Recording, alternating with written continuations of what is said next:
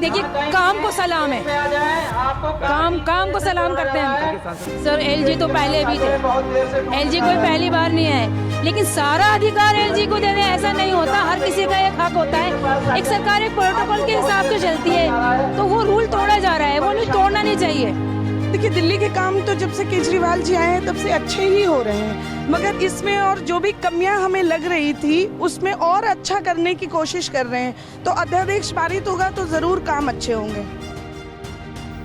दिल्ली पर लाए गए केंद्र के अध्यादेश का दिल्ली सरकार लगातार विरोध कर रही है। इसी सिलसिले में बीते कुछ हफ्तों में सीएम केजरीवाल विपक्ष के कई बड़े नेताओं से मुलाकात करने पहुंचे थे और आने वाले संसद सत्र में इस अध्यादेश को गिराने के लिए समर्थन मांगा था। इसी कड़ी में आज दिल्ली के रामलीला मैदान में आम आदमी पार्टी ने महारैली की, जहां सीएम केजरीवाल, सीएम मान, सांसद संजय सिंह के साथ और कई बड़े नेता पहुंचे।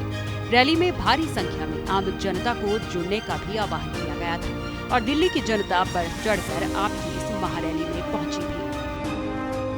2024 में जो देश के अंदर महंगाई है, बेरोजगारी है, भ्रष्टाचार है, व्यभिचार है, तो उसकी वजह से अब उनको सत्ता की तीसरी बार वापसी होने की संभावना नहीं दिख रही है।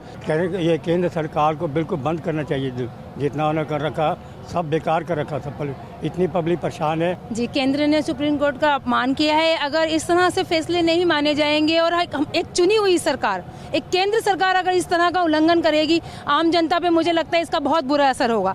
पावर मिलेगी तभी काम हो पाएंगे, अगर पावर ही नहीं होगी तो फिर काम कैसे होंगे बताइए। सांसद देख लीजिए आप, इस एरिया के सांसद हैं हर्षवर्धन जी, मैंने देखा ही नहीं कभी उन्हें एरिया में आए हुए, दिखते ही नहीं है।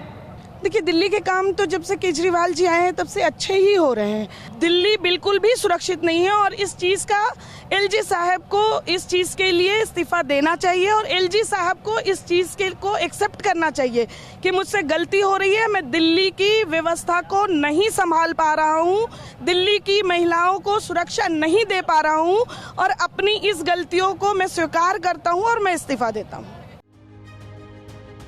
केंद्र के अध्यादेश के खिलाफ बुलाई गई इस रैली में सीएम केजरीवाल ने बिना नाम लिए पीएम मोदी पर जमकर हमला बोला। केजरीवाल ने कहा कि कई साल बाद आज हम रामलीला मैदान में इकट्ठा हुए हैं। 12 साल पहले करप्शन के खिलाफ इकट्ठा हुए थे और आज इस देश से एक अहंकारी तानाशाह को हटाने के लिए इकट्ठा हुए हैं। फिर सीएम केजरीवाल ने पीएम मोदी पर एक के बाद एक प्रहार किए। केजरीवाल ने कहा कि पीएम ने मनीष सिसोदिया को जेल में डाल दिया, सत्येंद्र जैन को जेल में डाल दिया। हमारे पास एक मनीष सिसोदिया नहीं, हमारे पास 100 मनीष सिसोदिया हैं। हमारे पास एक सत्येंद्र जैन नहीं, 100 सत्येंद्र जैन हैं। आप एक को जेल में डालोगे तो दूसरा काम करने आ जाएगा, लेकिन दिल्ली में विकास का काम नहीं रुकेगा।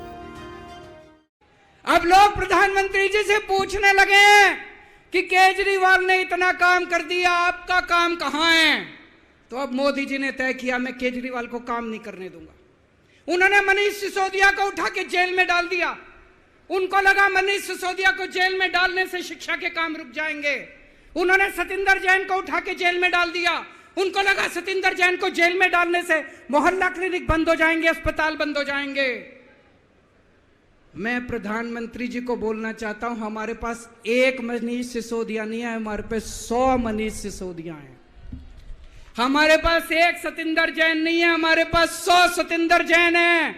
आप एक को जेल में डालोगे, हमारा दूसरा आ जाएगा काम करने के लिए, काम नहीं रुकेगा दोस्त। जब इनको जेल में डालने से काम नहीं चला तो अब ये ऑर्डिनेंस लेके आए हैं और ऑर्डिनेंस से ये सारा काम रोकना चाहते हैं दोस्तों। आगे सीएम केजरीवाल ने कहा कि 11 मई को देश की सुप्रीम कोर्ट ने दिल्ली के हक में फैसला दिया था और 19 मई को मोदी सरकार ने अध्यादेश लाकर सुप्रीम कोर्ट के आदेश को खारिज कर दिया था। 75 साल में पहली बार ऐसा पीएम आया है जो कहता है कि मैं सुप्रीम कोर्ट के आदेश को नहीं मानता। देश के अंदर जनतंत्र खत्म हो रहा है, इसी को तानाशाही और हिटलर शाही कहते हैं। सुप्रीम कोर्ट ने अपने आदेश में कहा है कि जनता सुप्रीम है। मोदी जी का अध्यादेश कहता है कि दिल्ली की जनता सुप्रीम नहीं, एलजी सुप्रीम है। सुप्रीम कोर्ट ने दिल्ली के लोगों के हक में फैसला दिया। 8 साल तक दिल्ली के लोगों ने लड़ाई लड़ी सुप्रीम कोर्ट के अंदर।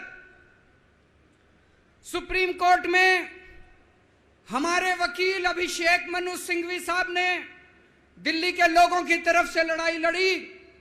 सबसे पहले मैं आज इस मंच से सिंघवी साहब का भी दिल्ली के लोगों की तरफ से शुक्रिया अदा करता हूं, जिन्होंने दिल्ली के लोगों को उनका हक दिलाया।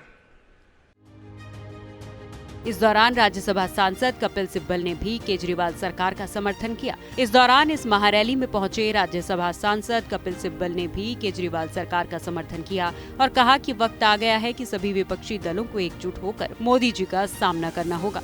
बता दें कि जुलाई-अगस्त में संसद का मॉनसून सत्र होने वाला है, जहां केंद्र सरकार की तरफ से वो अध्यादेश लाया जाएगा, जिसमें दिल्ली के एलजी को अधिकारियों की ट्रांसफर और पोस्टिंग से जुड़ा आखिरी फैसला लेने का अधिकार होगा।